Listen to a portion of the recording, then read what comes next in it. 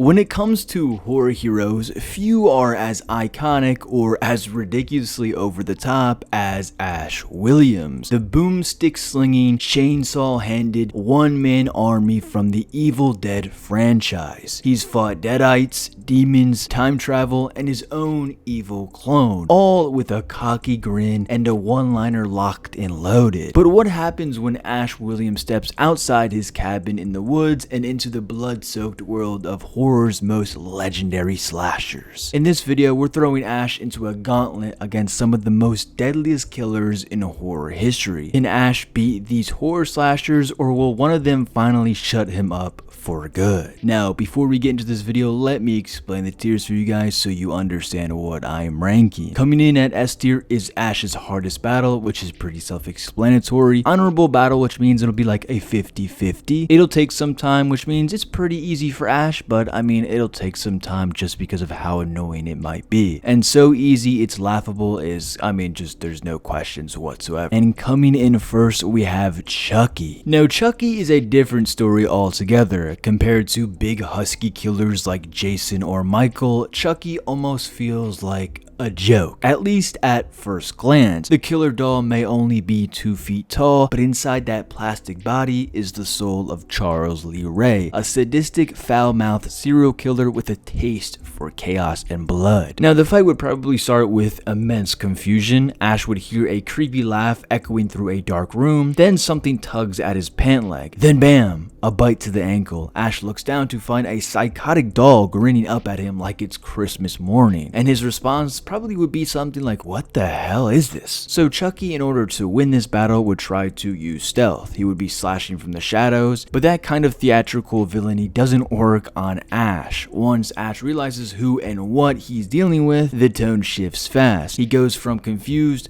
to cocky. The boomstick comes out, the chainsaw revs, and Chucky finds out that taunting a man who has a chainsaw for a hand was a very bad idea. Now, there'd be a chase. Sure, Chucky's fast and he's sneaky and he might get in a few stabs and a few insults, but once Ash gets his hands on him, it's completely over. Now, out of all of these slashers, Chucky's probably the only one Ash would genuinely enjoy fighting. So to be honest, for Chucky, honestly, I feel like it would just take some time considering how annoying he is. He's like a mosquito. And next we have Michael Myers. So this fight would most likely just begin with Ash cracking jokes, cocky as ever, thinking he's dealing with just another lunatic, but this time with a lousy kitchen knife. He'd think, does this guy really think he can beat me?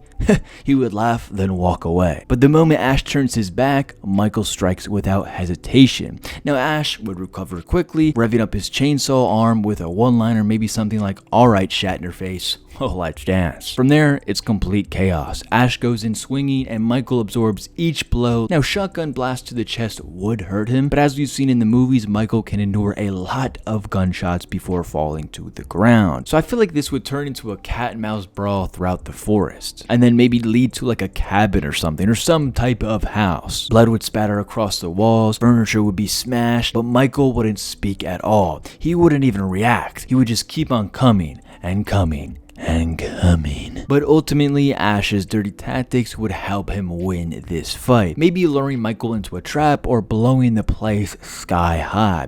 Now, it might be enough to bring the shape down, or when Michael is immobilized, he could slice Michael into pieces with his chainsaw, but even then, Ash wouldn't be unscathed. I feel like he would be damaged, and he would probably be like, how did this guy with a kitchen knife even touch me? So with Michael Myers, honestly, I'll put him in the honorable battle. And next we have Freddy Krueger. So here's the thing, Ash has actually been to otherworldly realms before and faced horrors that make even Freddy's dreamscapes look like a kindergarten nap time. He's no stranger to insanity, and if anyone can roll with the madness of a Freddy dream, it's Ash. Then he would drift off to sleep, and then everything would change. He wakes up in the cabin, but it's not quite right. The walls are breathing, and even his chainsaw is whispering to him. Then comes old boy Freddy. He toys with Ash at first, but Ash, he wouldn't break. He throws Freddy through his own illusions, flips dream logic on its head. It's essentially mind versus madness, and Ash has more experience with madness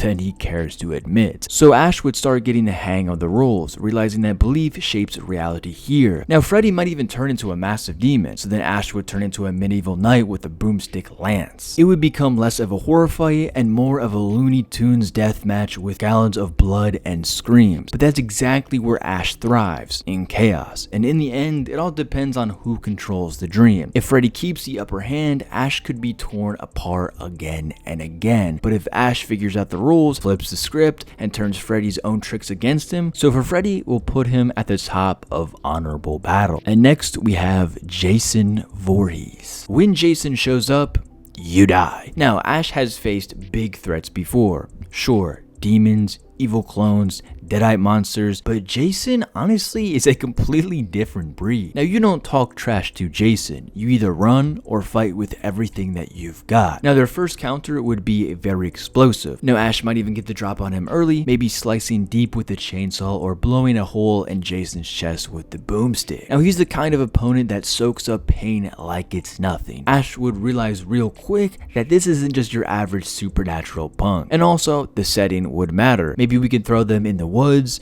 maybe at Jason's home. Now Ash would have to be very resourceful, maybe set up some traps, camp behind a tree, or wait until the right time to blow Jason right out of the water. Now if he ever gets Jason on the ground, he would probably try to bury Jason, or even burn him, or even blow him up, but then again, Jason would still rise. At some point, Ash might even land a fatal blow, but honestly, it won't stick, because it never does. Now Ash could walk away thinking he's won, only to hear that familiar, eerie sound behind him.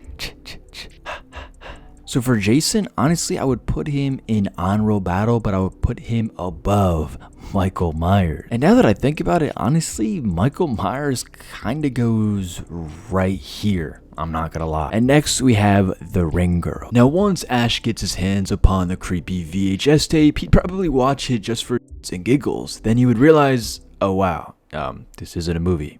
Great. But more monsters for me, you know what I'm saying? So where others panic or try to outsmart the curse through research, Ash would skip straight to what he does best. Violence. Now the second Samara starts crawling out of the TV, Ash wouldn't scream like the others do. He'd completely blast the screen with the boomstick, cover the floor with salt and holy water, or maybe just use tequila and duct tape, let's be real. I mean, in the end, the cursed tape is just another artifact to him. A cursed object? I mean, come on, please. He's had whole weekends ruined by those. And honestly, with Samara, just because of how annoying those tapes are, honestly, we'll put her and it'll take some time. And next we have Pinhead. Now Ash might stumble upon the laminate configuration, maybe hidden in the basement of a deadite infested mansion, and Ash, he'd probably try to open it without reading the instructions. And that's when it takes a turn down left field. The moment that box clips into place, reality would shift. The walls would peel open and the air turns cold. Chains slither through the void and then Pinhead appears. You called,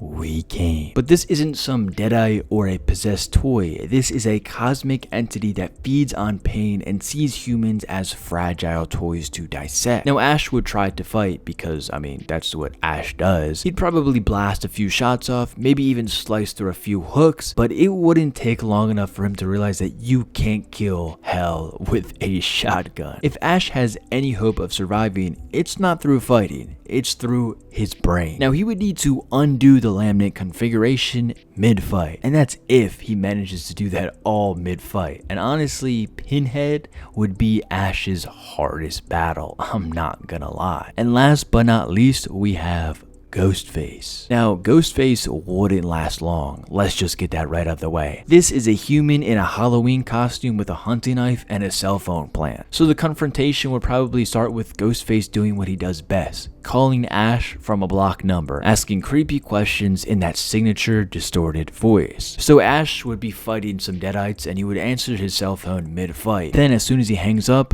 the ambush would come in. Ghostface would be lunging from behind a door, but instead of a terrified victim, he finds a guy who's already fighting monsters daily and just so happens to have a chainsaw for a hand. And I can picture it all perfectly. The shot pans to Ash while he's already in the process of dealing with some deadites. Then Ghostface comes out of nowhere lunging in slow motion, just for Ash to turn around and brutally chainsaw him in half while he's still in his slow motion sequence thinking he's some type of badass. And then boom, GG. So Ghostface It would be so easy, it's laughable.